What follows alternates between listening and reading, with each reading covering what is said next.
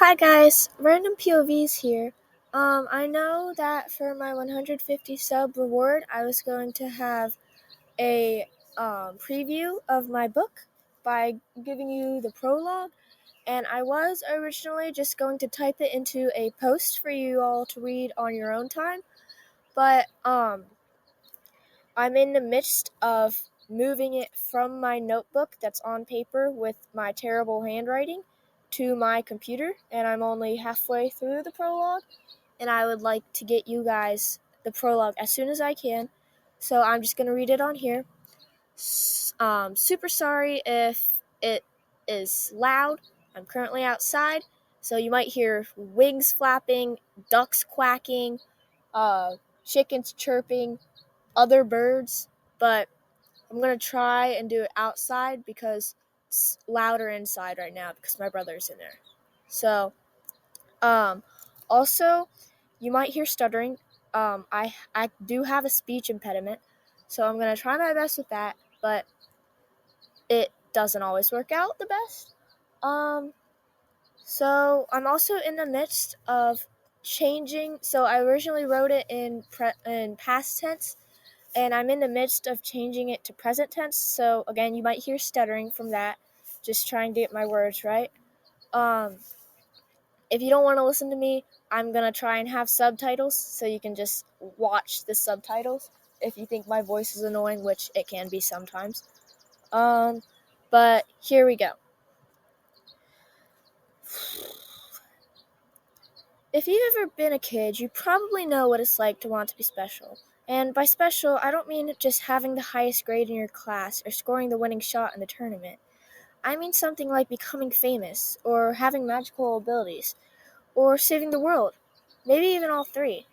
But the problem is, when people think about being special, they only think about the good things, and never the bad that go along with it. What happens when you do something good, like scoring the winning shot in a game? People expect you to be able to do it again, and again, and again, but sadly, that's not how life works. We all have our good days and our bad days, our highs and our lows, and everyone makes mistakes. No one is perfect. No one can do those good things all the time. Let me share my story, which goes to show that being special isn't all it's cracked up to be. First of all, let me share a bit about myself. My name is Dahlia Reed, and I'm a normal 13-year-old girl. Well, at least I'm normal, other than the fact that I'm 13 and a junior in high school. Oh, and one secret of mine that I didn't even know yet. I have 3 older brothers, Jacob, Lucas, and Danny. They're all sporty and strong, and I wish I could say the same thing about myself. Let's just say that sports and I only ever end in disaster. The last time I played a sport, excluding PE, I couldn't get out of that, was when I was 3, and it didn't end well. I played soccer for a whopping 2 weeks. I know, right? Such a long time. I'll tell you how it went.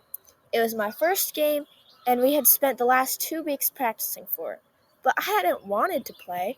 My parents had signed me up, but I had never actually wanted to play.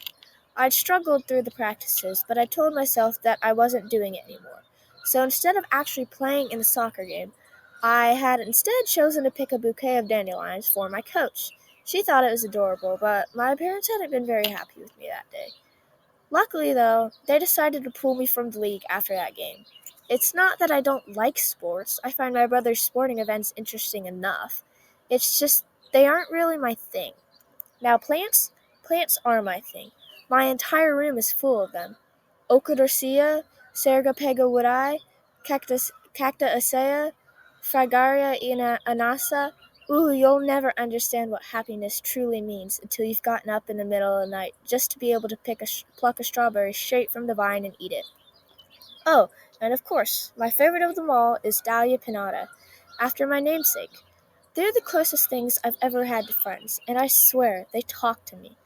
It's not like I can become friends with anyone my age. They all go to entirely different schools. And it's not like anyone at my school would want to be friends with me. Not that I blame them. Who would want to be friends with a weird, nerdy kid? Now, I know I could spend at least 400 pages talking about plants, but don't worry, I won't. I know what you came here for. Let's jump right into the story. Like I said before, my name is Dahlia Reed, and I live in a family of 6. What my brothers gain in sports, they lack in grades. They're all passing, and don't tell anyone, but I'm pretty sure they're only passing because their teachers want good players on their sports teams, so they let them pass. Now, I'm not complaining. I like being left out of the spotlight, but sadly for me, that was a complete opposite of where I was about to be. I had never wanted to be famous. I had wanted to live with a small family on a farm in the middle of nowhere until the time came for me to die. Well, guess what? It will never happen. And what's worse, I'll be famous among people who aren't even human. Yeah, I know, it's very complicated. You'll see soon enough. Anyway, like I said before, my name is Dahlia Reed, and I'm 13 years old. Like you just saw above, I have very intense conversations with myself, in and out of my head. Most of the time it's in my head, but like I said, it's complicated. Now, the story. It's a normal Thursday evening, and we're eating a rushed microwave dinner. Delicious, I know. But that's what we had to do because my brothers had a wrestling tournament tonight. We had just sat down when, ding dong! Hey, I'm not joking. That's actually the sound our doorbell makes. That's why my dad wanted the house so bad. You should have seen the mailman's face the first time he heard it. We all jerk our heads up from our bowls. Ding dong! Everyone looks at me. Right, I muttered to myself. I'm the only one presentable enough to open the door. Jacob, Lucas, and Danny, well, they're boys, so what can I say? It's the usual. Messy hair, shirts half on, pant zippers unzipped, all that jazz. Now, my parents, well, I can't say they're much better. My mom has 1.5 socks on, my dad has his Tiger's jacket half zip, but, I mean, at least they have their shirts on. And then there's me, Dahlia Reed, the nerd. Sure, I'm awkward in conversations, but that's just because the kids that I have to hang out with are like 4 or 5 years older than me. But fashion, I think I have that covered. Every day I wear a forest green tank top or sweatshirt when it's cold. Match this with my chocolate brown cargo pants, I think I look pretty nice. I have a pocket for everything.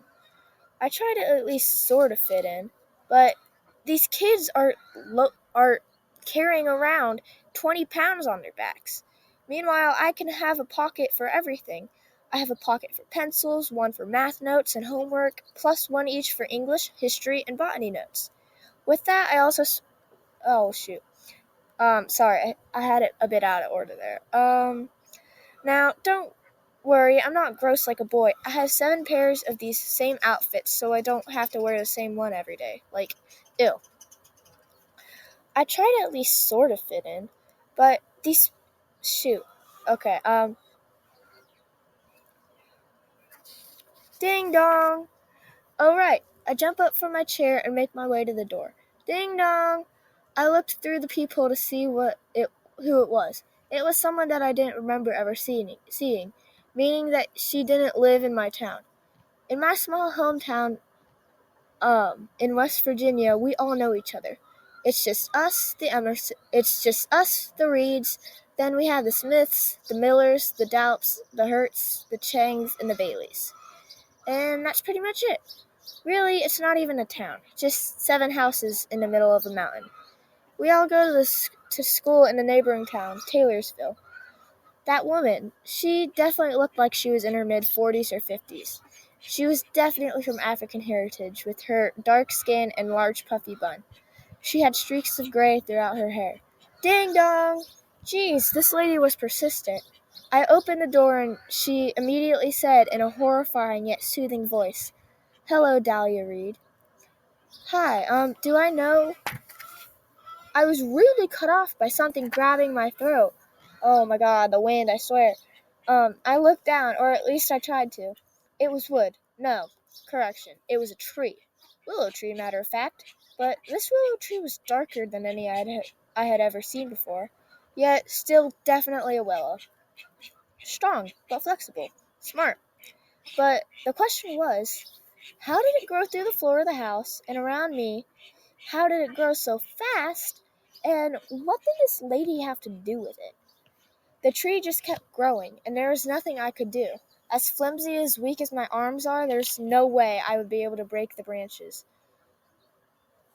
Even if I had been able to break the branches, I was sure they would just grow as fast as they had before. I can't even yell for help because God help me for speaking bad of a plant, of this stupid willow tree. I turned my eyes to the lady and knew immediately she's the cause of it. Her face isn't filled with surprise or disbelief like it should be. In fact, she's smiling while the tree tightens around me. Then I notice something. There's beads of sweat running down her face. It's like she's concentrating on something. Wait, she is concentrating on the willow tree. She's somehow making it grow around me. So maybe I can make it grow away or off of me.